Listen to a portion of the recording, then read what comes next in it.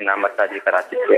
امیر اس بارگاہ میں یہ سوال عرض ہے کہ بچوں کو ڈرانے کے لیے یہ کہنا کیسا کہ اللہ مارے گا یا اللہ پٹائی کرے گا یا اللہ ڈنڈے سے مارے گا، کیا اس طرح کے جملے کہنا درست ہے؟ انسانی انداز کی باتیں تو ویسے نہیں کرنی چاہیے، اور بچے کو یہ کہنا کہ تجھے مارے گا، تجھے گناہ ملے گا، تو جہنم میں جائے گا، تجھے عذاب ہوگا، یہ باتیں بھی نہیں کہہ سکتے کہ نابالغ بچہ جو ہوتا ہے اس کو گناہ، اس کے گناہ کاؤنٹ نہیں ہوتے، شمار نہیں کیے جاتے۔ اس کو گناہ سے بچانا ہے، تربیت دینی ہے۔ اس کو یہ کہا جائے کہ کوئی جھوٹ بولے تو اس کو گناہ ملتا ہے، جھوٹ بولنے والے سے اللہ پاک ناراض ہوتا ہے، جھوٹ بولنے والے کو اللہ پاک کی طرف سے سزا دی جا سکتی ہے۔ اس طرح کے مطلب محتاط جملے بولے جائیں۔ تجھے تو ہم کسی کو بھی نہیں کہہ سکتے نا، تو نے جھوٹ بولا اللہ تجھے جہنم میں ڈالے گا، یہ بھی فیصلہ میرے تیرے ہاتھ میں نہیں ہے۔ کیا پتا یہ توبہ کر لے، ولایت کا درجہ بھی پا لے، ایسی توبہ کر لے، ہمیں پتہ نہیں ہے نا کہ اللہ پاک کی خفیہ تدبیر کس کے بارے میں کیا ہے۔ تو یہاں ہمارے یہاں کہہ دیتے ہیں بس ڈائریکٹ تو دوزخ میں جائے گا، تو ماں باپ کا نافرمان ہے، جہنم میں اوندے منہ تجھے پھینک دیا جائے گا۔ یہ تیرا میرا فیصلہ ہم نہیں کر سکتے۔ ماں باپ سے ہو سکتا ہے مرنے سے پہلے ایسی معافی مانگ لے کہ بے صاحب اللہ پاک بخش دے۔ سے واقعات بھی ہیں اس طرح کے کہ کسی نیکی کی وجہ سے، کسی اس نے زن کی وجہ سے اللہ پاک بخش دیتا ہے، اللہ پاک بے نیاز ہے۔ جیسے ایک حکایت، ایک واقعہ غالباً شرح الصدور میں اس طرح بھی ہے کہ ایک شخص کا آخری وقت آیا، اس کا چچا موت کا وقت آیا، اس کا چچا اس کے سرانے آیا اور اس کو کہا کہ میں تو تجھے پہلے بھی سمجھاتا تھا، نیکیاں کر، گناہوں سے بچ، لیکن نہیں مانا نا تو، دیکھ اب جا رہا ہے تو، سمجھا ہی نہیں تو نے میری بات۔ اس طرح اس کو کوئی نہ کہنے کے جملے، جو اس وقت رحمت کی بات کرنی چاہیے، بندہ جائے دنیا سے رہا ہے، تو خیر اس نے یہ بات نہیں کی۔ تو بھتیجے نے کہا چچا جان یہ تو بتائیے، آپ کی جگہ اس وقت میری ماں ہوتی تو وہ میرے ساتھ کیا سلوک کرتی؟ کیا وہ بھی ڈبٹ کرتی یا مجھے تسلیاں دیتی؟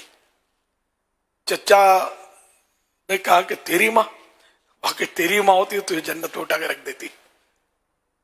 تو اس بھتیجے نے کہا کہ چچا جان سن لیجئے، میرا رب میری ماں سے بھی زیادہ مجھ پر مہربان ہے۔ یہ کہا اس کا دم نکل گیا، روح قبض ہو گئی۔ اب وہ جب تدفین ہوئی تو چچا جب آخری اینٹ رکھ رہا تھا قبر پر، تو وہ اینٹ قبر پہ گر گئی۔ وہ دیکھ کر چونکا کہ وہ قبر حد نظر تک پھیل گئی تھی۔ تو اس کا وہ آخری جملہ جو تھا نا کہ میرا رب مجھ پر میری ماں سے بھی بڑھ کر مہربان ہے، اور یہ حقیقت بھی ہے، حقیقت بھی ہے کہ ماں باپ سے بڑھ کر مہربان ہے ہمارا رب۔ تو یہ اس کی بات اللہ پاک کو پسند آ گئی۔ اسی طرح اور بھی اس طرح کے واقعات ہیں کہ تو اللہ کی رحمت بہت بڑی ہے۔ ہمیں کسی کو بھی یہ حق نہیں، رائٹ نہیں کہ ہم اس فرد کو رحمت سے مایوس کر دیں۔ اگر ہم کسی کو مایوس کر دیں گے، وہ ہو گیا مایوس، تو یہ بھی تو اس کا نتیجہ ہو سکتا ہے کہ گناہ زیادہ کرے۔ جیسے ایک واقعہ حدیثوں میں بنی اسرائیل پرانی امت کا ہے کہ ایک شخص نے 99 قتل کر دیے، 99 مرڈر اس نے کیے۔ اب اس کو احساس ہوا کہ مجھے توبہ کرنی چاہیے، شاید کوئی راستہ ملے۔ کسی کوئی نیک آدمی کو نظر آیا تو اس نے کہا کہ مجھے توبہ کرنی ہے، میں اتنے سارے قتل کیے 99۔ تو اس نے اس کو کہا کہ اتنے قتل کیے، قتل کرنے سے پہلے سوچنا تھا، خدا تجھے کبھی معاف نہیں کرے گا۔ وہ مایوس ہو گیا، دل میں مایوسی چھا گئی، ہے اب میں نہیں بخشا جاؤں گا، چلو سینچری پوری کرتے، اب تو جنت میں تو جانا نہیں ہے۔ وہ اس نے اس کو بھی قتل کر دیا، چل تو بھی لیتا ہے، تو میرے ساتھ ہو جا، 100 پورے کر لیے اس نے۔ پھر اس کو احساس ہوا نہیں یار، کوئی راستہ نکالنا چاہیے، شاید کوئی صورت ہو۔ پھر وہ تلاش میں رہا تو ایک اللہ کا نیک بندہ اس کو ملا، اس سے اس نے بات کی۔ اس نے کہا کہ کیوں نہیں، اللہ کی رحمت کے خزانے ختم تھوڑی ہوتے ہیں، بالکل کوئی صورت تیری نکل سکتی ہے، مگر یہ کہ ایسا لگتا ہے کہ اس طرف جو ہے نا اللہ کے نیک بندے رہتے ہیں، تم ادھر چلے جاؤ، شاید وہ تم کو راستہ بتا دیں گے. اچھا اس طرف، تو یہ اس طرف چلا چلا چلا. راستے میں بس وہ پہلے ہماری طرح آج کل کی سفر تو ہے نہیں، دھوپ سردیاں یا جو بھی تھا، اس میں وہ بیمار ہو گیا اور مرنے پڑ گیا. چاروں طرف جنگل بیابان، کچھ بھی نہیں. اب کیا ہوگا؟ اب وہ لیٹ گیا.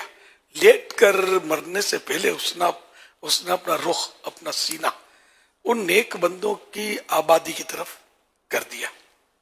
چلا اور کیا کر سکتے، میں پہنچ تو نہیں سکا، یوں کیا اور اس کی روح قبض ہوئی. اب رحمت کے فرشتے اور عذاب کے فرشتے دونوں اترے.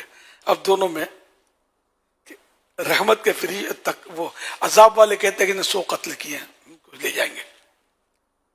اور رحمت کے فرشتے فرمانے لگے کہ یہ توبہ کے لیے چلا تھا اور نیک بندوں کی طرف یہ گیا تھا.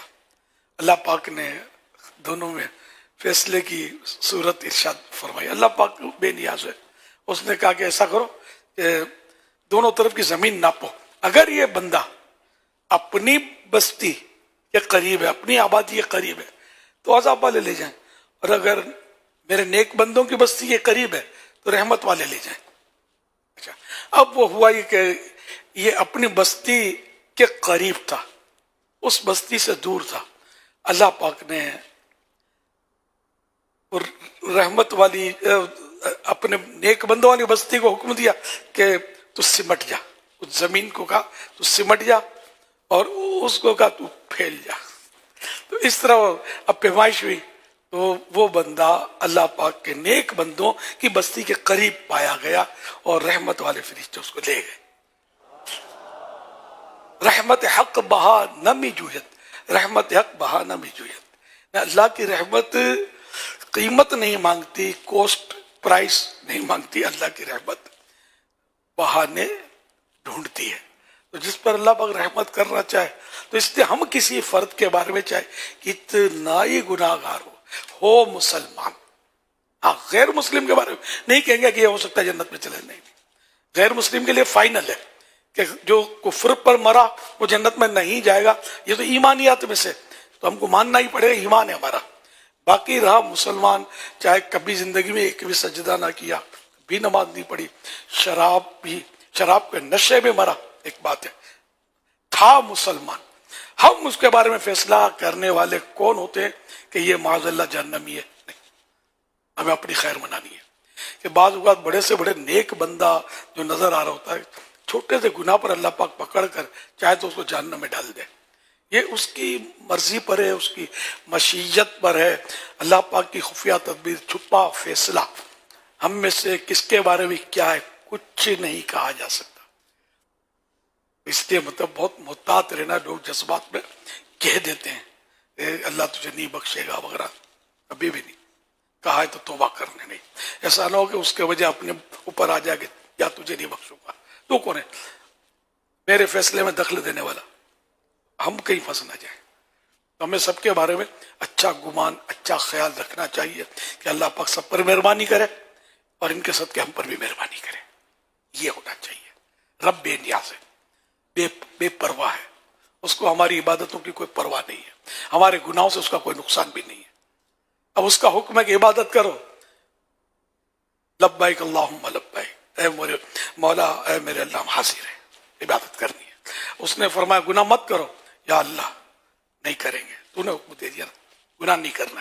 تو ہمیں اللہ پاک کا حکم ماننا ہے، گناہ سے بچنا ہے اور عبادتیں کرنی. یہ نہیں سرکشی نہیں کرنی کہ شاید اللہ بخش دے گا، گناہ کرتے رہو. 100 کا قاتل بخشا گیا تو میں نے تو 100 مچھر بھی نہیں مارے، میں اس سے چھوٹا گناہ گار ہوں. ہی نہیں، یہ بھی نہیں سوچنا ہے کہ کسی چھوٹے گناہ پر بھی رب پکڑ لے، چھوڑانے والا کون ہوگا. ڈرنا ہے اس سے. صلو علی الحبیب صلی اللہ علیہ محمد. بنی اسرائیل کا ایک شخص تھا، اس نے اپنے گناہ سے توبہ کر دی، بڑا نیک پرہیزگار بن گیا اور عبادت کا ایسا راستہ لیا اس نے کہ وہ اور اتنا تقوی پرہیزگاری اور نفس کو مارا اس نے کہ کبھی دھوپ میں سائے میں نہ رہتا تھا، دھوپ میں پڑا رہتا تھا، عمدہ کھانا پینا نہیں، اور اس طرح اس نے ریاستیں کی اور عبادتیں کی، 70 سال تک غالباً اس نے اس طرح گزارے۔ اب اس کا انتقال ہو گیا۔ اس کو خواب میں دیکھ کر کسی نے پوچھا کہ تمہارے ساتھ کیا ہوا؟ تو میں نے گناہ توبہ سے میرے معاف ہو گئے، حقوق العباد میں بھی میں نے معافیاں مانگ لی تھی، سب مسئلے حل کر لیے تھے۔ ایک بار ایک تن کا، لکڑی کا ایک تن کا، کسی کا بغیر اجازت کے میں نے اس سے خلال کر لیا تھا، دانتوں کا ٹوتھ پک جس کو بولتے ہیں، وہ اسے خلال کر لیتے، وہ ٹوتھ پک نہیں ہوتے ہوں گے، کوئی لکڑی انہوں نے کسی کی لی ہوگی، وہ لکڑی معاف کرانی رہ گئی تھی، اس کی وجہ سے مجھے جنت سے روک دیا گیا ہے۔ تو میں اور آپ کھڑے کہاں ہیں یار؟ ہم بولے ہم نے یہ عبادت کی، ہم نے تھوڑے گناہ کیے، فلاں کیے۔ رب کی بے نیازی سے ہم سب کو ڈرنا چاہیے۔ واللہ تعالی اعلم ورسولہ اعلم عز وجل، وصلی اللہ تعالی علیہ وآلہ وسلم۔ صلو علی الحبیب صلی اللہ علی محمد۔